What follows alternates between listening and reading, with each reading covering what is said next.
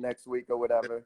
And literally the day you guys said you guys were gonna do it, it was done. And like it just was impressive to see the professionalism.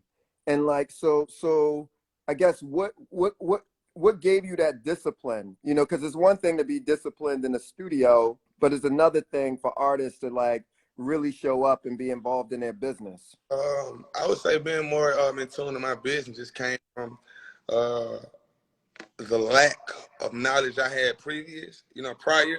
So I kind of like wanted to be more in tune, you know what I mean? Wanting to be in those conversations opposed to just having people in place on those conversations. If you're going to be independent and if you're going to say you're a boss got to be on those conversations. You know what I'm saying? I can have my assistant, I can have my dad, and I can have my brother. But it's different when I'm on there, I'm in tune. Like, me and Alyssa got our own relationship.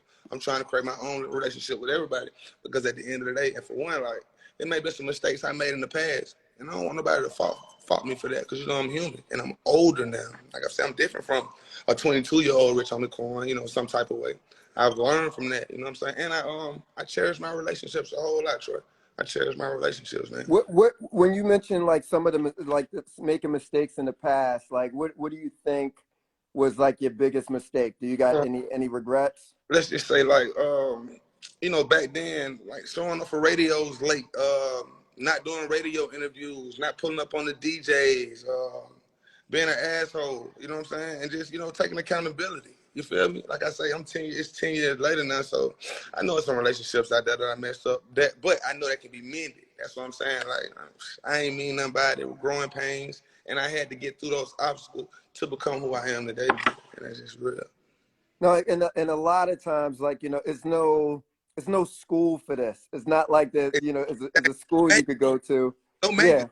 there's no manual. And I was saying to somebody earlier, I was talking to you know, the Big Brothers Big Sisters organization earlier, and what I was saying is like, you know, for the music industry, it's one of the only industries where you can really make it from the streets, like with no high school education, no college, no manuals, no grad schools, and you can learn it and become successful. So like the fact that, you know, you could get those second chances and go back and do it over again right is everything, man.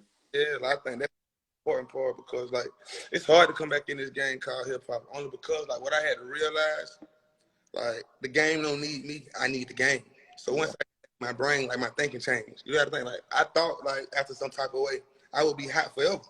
You gotta think like you on those roads, you on those runs, and you don't know like this gonna be your last $80,000 show till it's your last $80,000 show.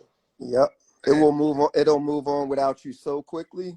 And like you got to think like me, like I didn't understand that part. So during that part of my career, like it was a dark cloud over my head. You know what I'm saying? I was very angry, or not like just I didn't know why it was happening. You know what I mean? And like let's just say like I probably wasn't making the right, you know, business moves earlier with my money and stuff. But like I wasn't never fucked up about the paper.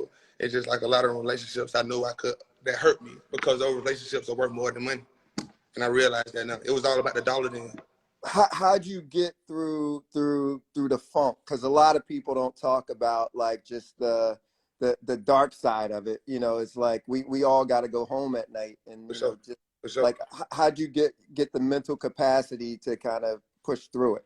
To be honest, Troy, the way I got through it, man, I got down in that studio. I took all these chains off. I took these watches off, and I stopped wearing like the jewelry for like a month.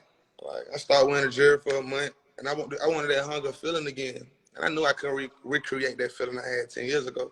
But I could create a new and a hungrier me. You know what I'm saying? Because, like, I'm not going through those situations I was going through 10 years ago.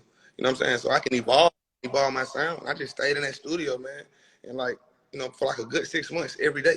You know what I mean? Like, I'm not saying every song and that sounded amazing because it didn't. You know what I mean? I was going through it. I was trying to I was running away from my sound because I felt like so many people had already mimicked my sound. So I was down there trying to create something new opposed to just staying original. You know what I mean? But once I stayed to original sound, man, it started back getting fun again. And once it got back fun again, shit, I was ready to get a distro, and I think that's when we linked.